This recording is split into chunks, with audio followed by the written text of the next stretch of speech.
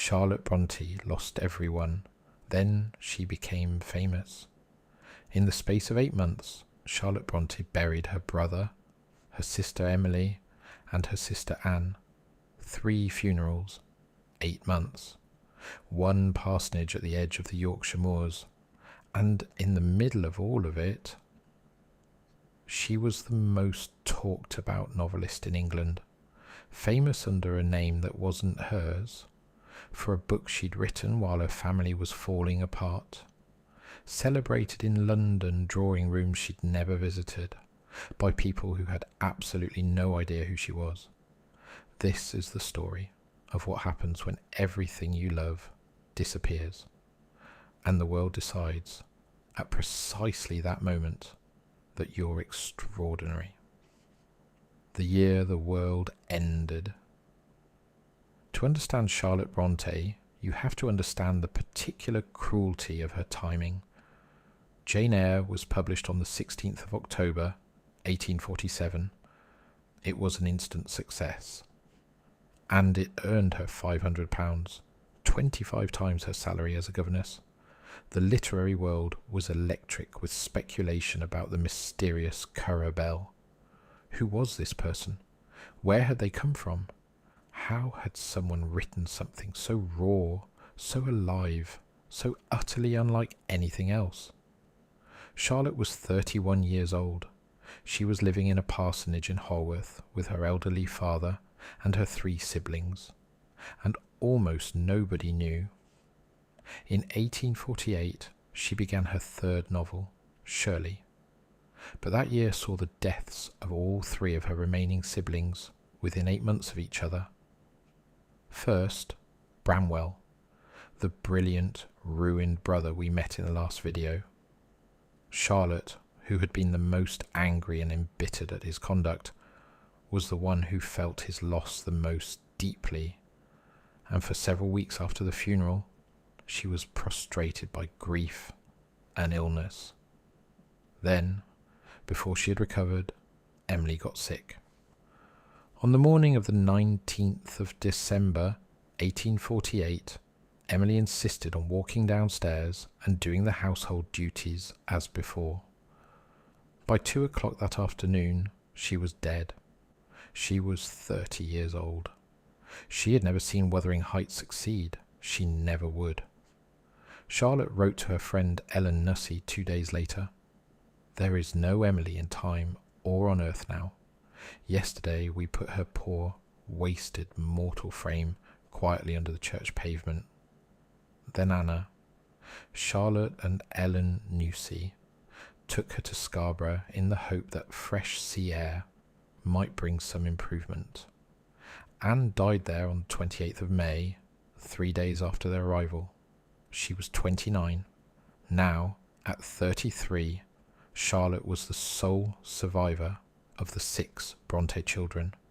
The servant, Martha Brown, later recalled how the sisters had used to walk together around the dining room table in the evenings, talking about their writing. She spoke of her sadness. To hear Miss Brontë walking on alone. The secret that couldn't hold. Here is what makes this story stranger still. Buried inside the grief was a secret that was already unravelling. Charlotte, Emily and Anne had published their novels. Jane Eyre, Wuthering Heights, Agnes Grey, under the pseudonyms Currer, Ellis and Acton Bell. Male names, deliberately ambiguous. They knew the outside world would not respond favourably to female authors, who were often treated less seriously than their male counterparts. It had worked, mostly. But their scheming publisher, Thomas Newby, had started telling people in America that the 3 Bells were actually one person, and that he, not Charlotte's publisher, would be releasing the next Currer Bell novel. To the Brontës, integrity was everything, so they determined to reveal their true identities in the only way they knew how, by going to London and proving it in person. Charlotte and Anne walked 4 miles in the pouring rain to catch the train to Leeds, then took the night train to London. Emily was having no part in this rash adventure.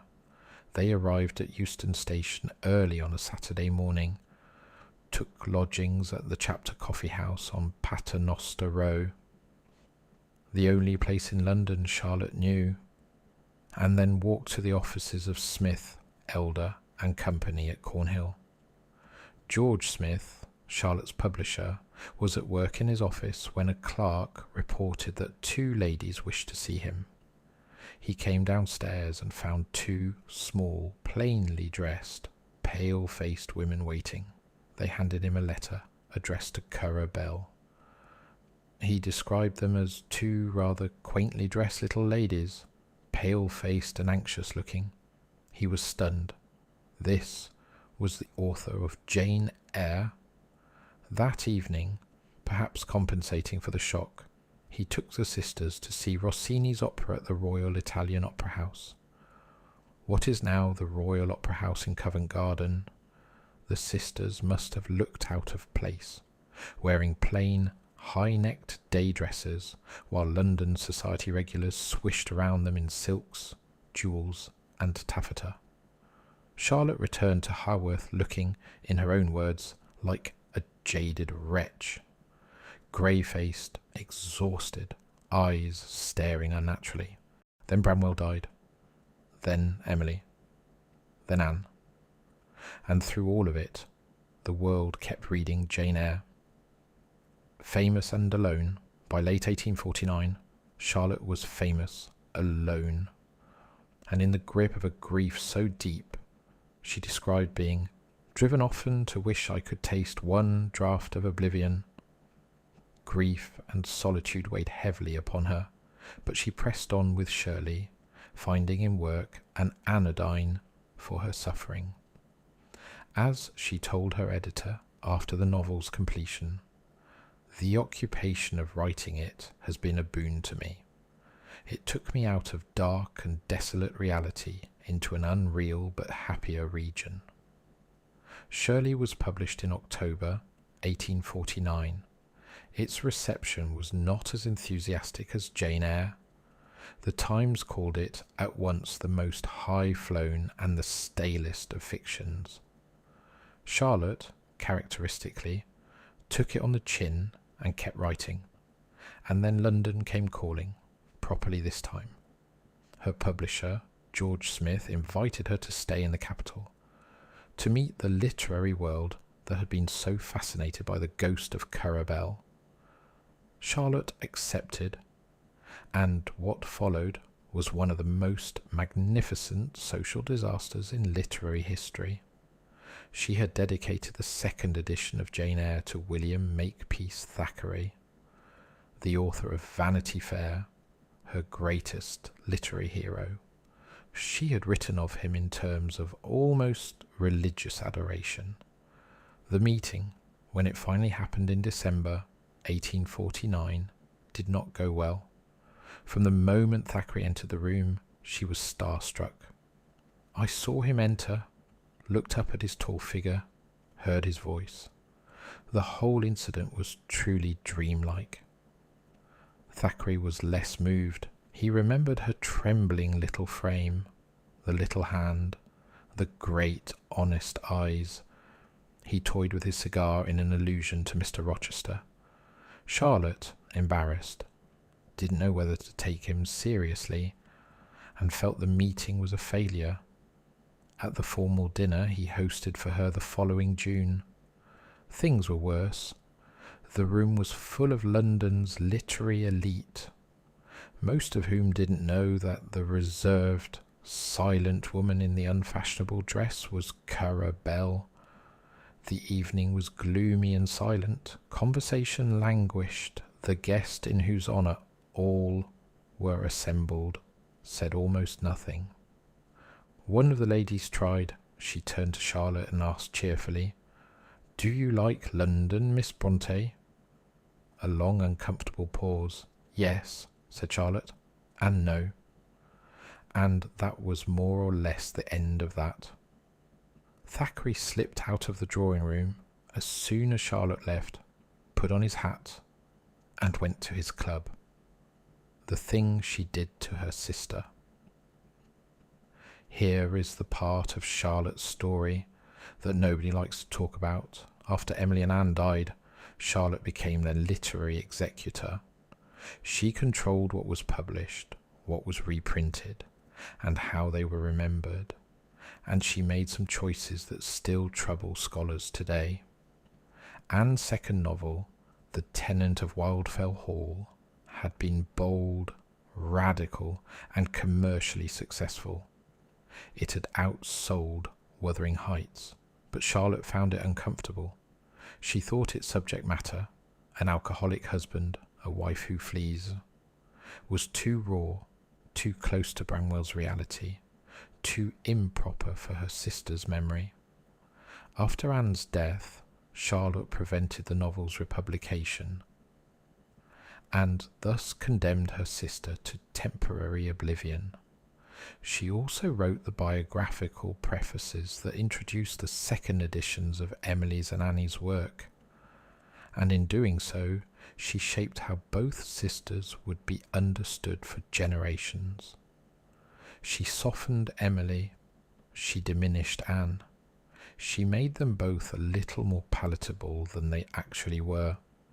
Was it protectiveness, grief, jealousy, literary snobbery? Probably all four, tangled together in ways Charlotte herself may never have fully understood. What is certain is this: Anne Brontë spent much of the 20th century as a footnote.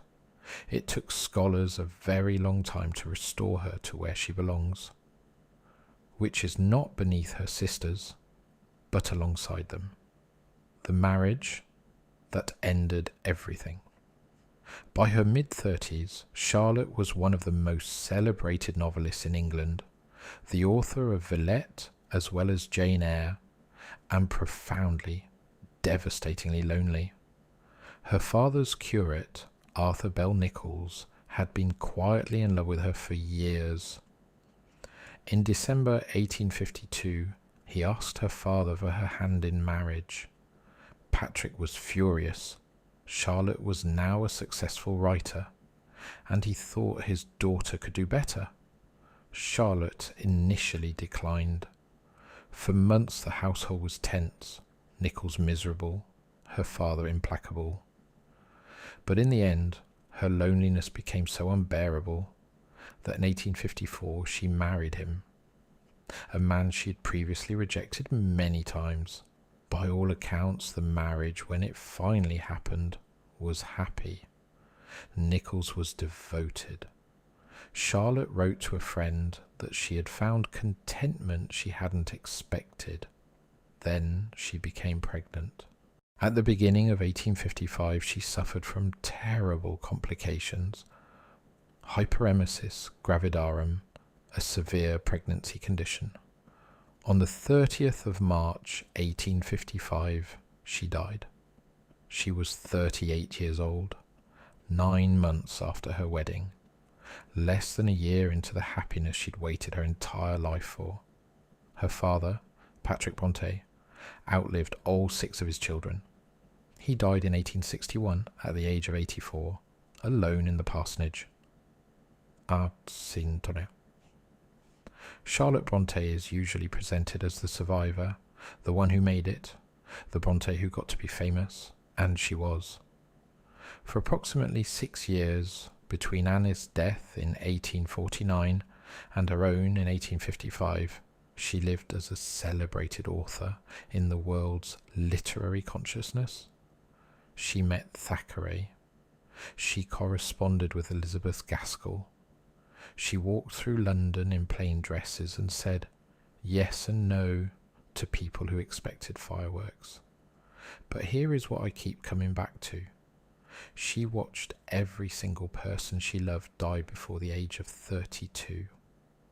She wrote her greatest novels in the aftermath of those losses, alone, walking around a dining room table that used to have 3 people at it. She married late, found happiness late, and then died before anyone could tell her that she was going to be on school syllabuses for the next 2 centuries. She never knew. None of them knew. That, I think, is the thing that makes the Brontes genuinely unbearable to sit with. Not the romance, not the moors, the not knowing. If you haven't seen last week's video on Emily and the dark real history behind Wuthering Heights, please check out that video. That's where this story begins. And if this channel is the sort of thing you come back to, subscribe. There's a great deal more dark rooms still to go into.